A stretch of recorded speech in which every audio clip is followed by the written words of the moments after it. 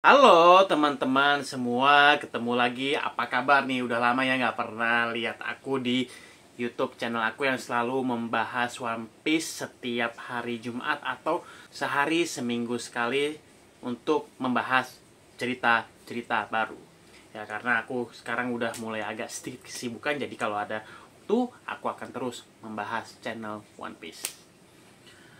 Teman-teman, kali ini saya akan membahas tentang mengenai kisah episode yang ada di cerita Egghead.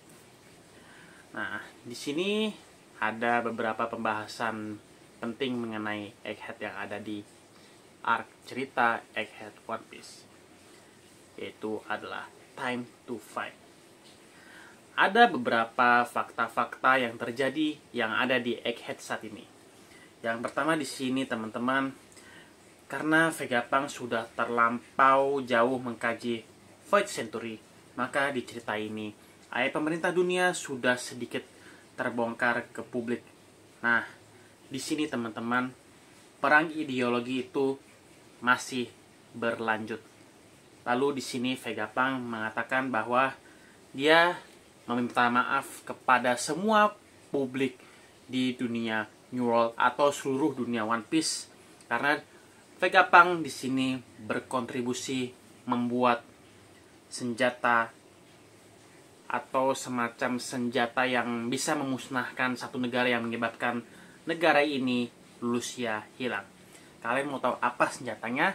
Saya akan baca. Nah, di sini nakama telah dikonfirmasi bahwa senjata kuno lah yang telah menghancurkan kerajaan Lucia. Dan di sini juga terungkap fakta bahwa Mother Flame adalah sumber energi bagi senjata kuno untuk menghancurkan satu kerajaan atau satu negara pulau. Nah, Mother Flame ini merupakan sumber api energi atau ibarat kata kayak bom atomnya versi One Piece yang tujuan yang akhirnya dicuri atau disalahgunakan oleh pemerintah dunia. Padahal teman-teman, Mother Flame ini aslinya digunakan Vegapunk untuk sumber energi alam untuk dibagikan kepada seluruh umat manusia di seluruh dunia New World maupun dunia One Piece. Ada fakta juga mengatakan bahwa di sini Vegapunk mengatakan bahwa sejatinya dunia ini akan banjir setiap 1 atau 2 meter sekali. Dan di sini pula teman-teman, yang dimanapun kalian berada, pemerintah dunia tidak memberitahu semua masyarakat dunia atas dasar aturan mereka sendiri yang di sini melarang Void Century diceritakan dan dipelajarin. Jadi maksudnya bisa dikatakan bahwa aib dari world government dalam dunia cerita One Piece akan terbongkar satu persatu. Atau di sini mereka dikatakan bahwa pemerintah dunia menutupi banjir dan bisa membahayakan warga dunia.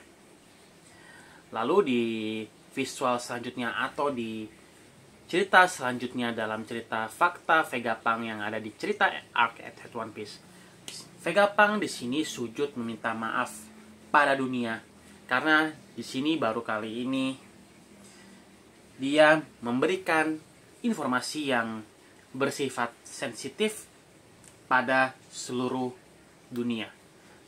Lalu di sini Vegapunk yakin ya teman-teman bahwa Vegapunk siap akan dihukum mati oleh pemerintah dunia apabila aib pemerintah dunia tersebar.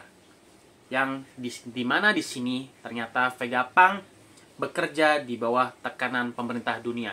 Dari pernyataan-pernyataan semuanya yang ada di rekaman Denden Mushi Vegapunk. Nah, di sini juga Vegapunk juga mengatakan bahwa Joy Boy melawan pemerintah di sini ya, di cerita One Piece ini kita tidak tahu nih, tidak bisa dikatakan siapa yang benar dan siapa pula yang salah.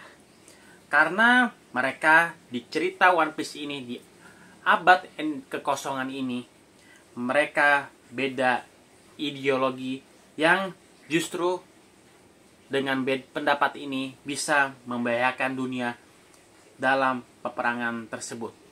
Lagi-lagi, aib pemerintah dunia terbuka lagi oleh Vegapunk dengan tegas tidak memihak pemerintah dunia saat ini. Di sini teman-teman ada fakta bahwa masyarakat dunia One Piece tahu bahwa tak ada organisasi yang bersih di dunia ini. Akibat dari omongan Vegapunk ini justru membuat sebagian para Gorosei marah besar, terutama Nasjuro. Dan akhirnya di sini dia geram serta menebas laborium di atas awan sambil melampiaskan sifat amarahnya. Tapi hal tersebut sia-sia karena suara Vegapunk tersebut masih berlanjut. Teman-teman, ada juga fakta bahwa Ancient Kingdom ini ternyata merupakan kota teknologi Atlantis di dunia One Piece. Tetapi di cerita ini bukan ditenggelamkan, melainkan dihancurkan.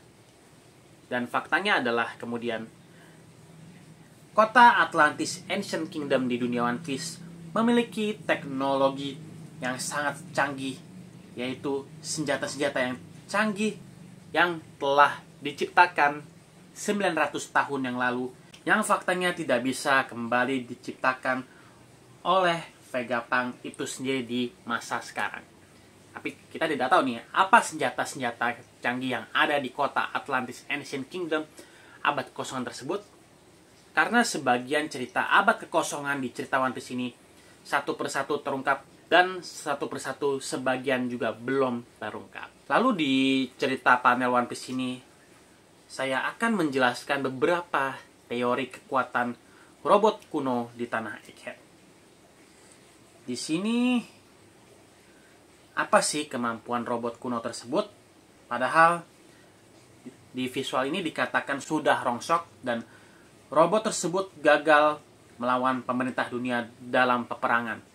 Jadi, kalau aku perlihatkan ya, tidak ada satupun teknologi robot yang canggih di dalam tubuhnya. Pertanyaannya nih teman-teman, apakah mereka cuma sebatas tukang pukul yang kebal api saja? Nah, itu pertanyaan dilontarkan oleh beberapa netizen One Piece beberapa hari atau beberapa minggu silam.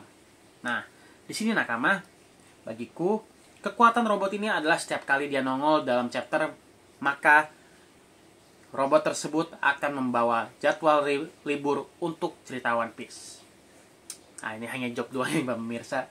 Lalu yang kedua, menurut gue, kekuatan robot ini merupakan sesuatu yang bersifat overpower.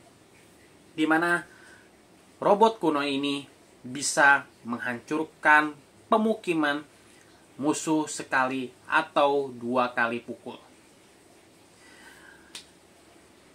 Yang ketiga adalah saya yakin robot ini memiliki elemen api saat menyerang musuh karena badan mereka terlihat sangat tahan api ketika berjalan di dalam kobaran api yang membara.